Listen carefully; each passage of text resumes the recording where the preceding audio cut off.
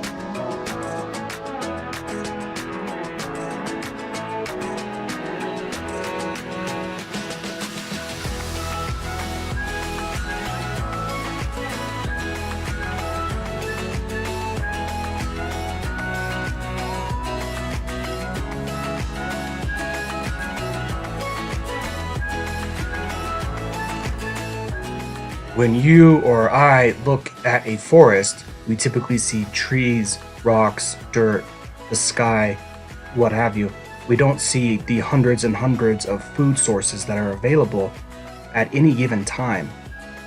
Critics a lot of times will say, how could such a large, massive creature exist? It would need such a high calorie intake.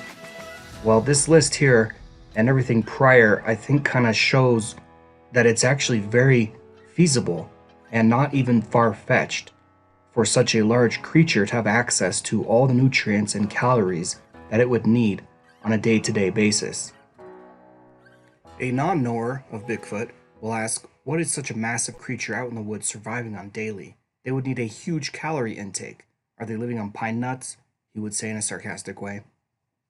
It's funny how we look out into the woods and think of the occasional deer or elk or otherwise pine nuts as the only real food source. I've given you a glimpse of what the woods probably look like to Bigfoot, a supermarket. I provided 138 actual food sources, all wild, naturally occurring in North America. 138 doesn't even include individual types of birds, bugs, grubs, and so on.